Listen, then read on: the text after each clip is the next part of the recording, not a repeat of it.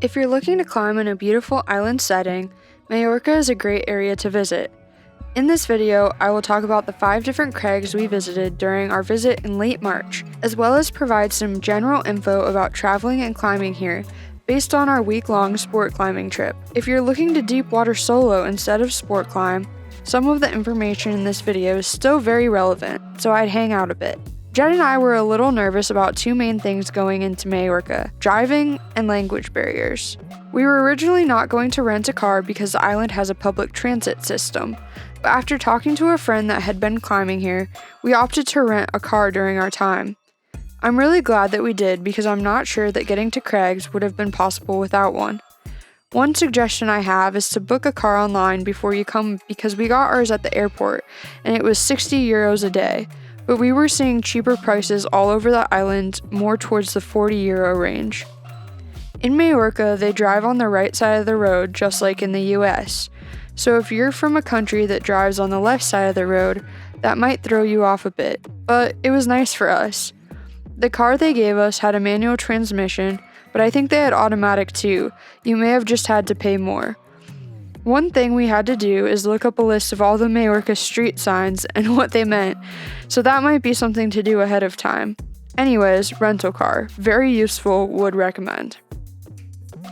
As far as the language barrier was concerned, most people in Mallorca in the bigger coastal towns spoke at least a little bit of English, and we didn't have much of a problem ordering food at restaurants or interacting with hotel staff, even though we both only know English. A lot of the more touristy areas had menus or signs that were written in German, Dutch, Spanish, and English, and I believe it's actually Catalan, which is like a version of Spanish. I don't know. I'm not that well versed in it, clearly. For the signs that we couldn't read because they were only in Spanish, we downloaded the Google Translate app, and it easily translated things in seconds, which was very valuable. The island seemed to have good cell service most everywhere we went, and we each had 5 gigabytes of free international data through T-Mobile, so it wasn't an issue using the internet at all, but I'd check with your cell provider to see what your circumstances are before you go. Speaking of cell phones, you're going to want to purchase an outlet adapter because the plugins for your electronics will not fit into the type of wall outlets that are in Mallorca unless you are from Spain. I'll leave a link to the ones that we purchased because they're multi-country, and we also were able to use them in the UK, which is very helpful because our flight had a layover there. We purchased a Rockfax Guidebook on Amazon, and little did I know that it was a 2006 version that didn't have any of the deep water soloing, and probably was missing quite a few routes. But it served us really well anyways while we were in Mallorca. I'm going to try to find a link to the updated one and leave it in the description. But I'd highly recommend purchasing a guidebook, because what I saw on Mountain Project was nothing compared to the detail that the book gave us. When navigating to crags, we found that the best thing to do was to read the approach directions in their entirety, and then use Google Maps to navigate to one of the cities in said directions, reading and following the directions from there. We stayed at 2 different hotels and an Airbnb while on the island due to some logistics with friends. The hotels we stayed at were around €80 to €100 a night. It kind of depends on where you'd like to climb as far as where is best to stay, but the island's pretty small and it only takes about an hour to drive across, so it doesn't really matter all that much. We booked our hotels ahead of time online, and it seemed like there were plenty of options. There are only 3 campgrounds on the island, and in general, any other camping is illegal, with threats of heavy fines if you're caught, so that's why we got hotels instead of camping. If you'd like to camp, there's nothing stopping you from checking out the campgrounds. I just can't give you any information about them, unfortunately. As far as food, there are a lot of little supermarkets around that you can get food from if you don't want to go to restaurants for every meal. If you do go to restaurants, be prepared for it to take a long time from the start of your meal until you pay your final bill. Most of our meals took around 1.5 to 2 hours, even if we were trying to politely make it clear that we were done and ready to pay. Be patient, be kind. I think that's just how meals go there. Most restaurants take cards, but it's a good idea to have some euros just in case you run into the few that don't. Jed and I took out around €100 for the 2 of us for the week, and I think we used most of it by the end of the trip for various little food items here and there when we couldn't use our cards. We also gave €1 here and there to unofficial parking lot attendants. These are people that stand in some of the parking lots and direct you where to park your car. Even though they are not technically employed by any official entity, it's best to give them €1, otherwise you may come back to a damaged vehicle from what we were told. Okay, I'm going to preface this next part by saying that I will probably, most likely, pronounce things in the next part of this video very, very wrong. So if I do, I'm sorry. I'm trying my best. I'm going to talk about the sport climbing that we did. In general, we are here to take it easy and just check out the variety of crags. So the grades we were climbing were in the 4 to 6A plus range, translating to about 5.6 to 5.10C. That's not to say the crags we visited only had these grades, but yeah, if you're looking for lower graded routes like this, I think all the crags that we visited were great for that. The rock type on Mallorca is limestone, and the rock is somehow sharp and smooth at the same time. My favorite crag that we visited was La Crevetta.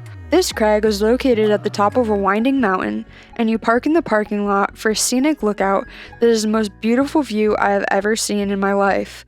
I'm not just saying that. I literally cannot think of anything more beautiful that I've seen than the view that I saw there. And my friend Kayla agreed that's in her top 5, next to Madeira and Iceland. The crag has a bunch of 70 to 90 foot limestone slab routes, with views of the water on either side. There were also wild goats here, which was really cool.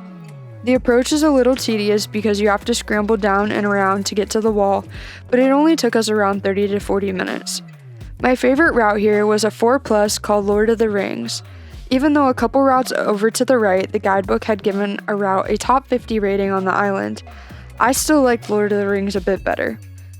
Jed's favorite crag was Cala Magranier. See, I'm not sure that I said that right. To get to this crag, you park at a pull-off alongside the road, then walk along the road a short ways until you get to what the Guidebook will likely call a rickety stile. But in case you don't know what that is, just like we did, it's a crumbly looking stone wall. There's a gate made out of sticks that you'll go through and walk along a path next to a field full of sheep and a stone wall for about 20 minutes. Then up a little ladder made of sticks and you'll come out into an opening that will give you a view of the crag, right next to the water.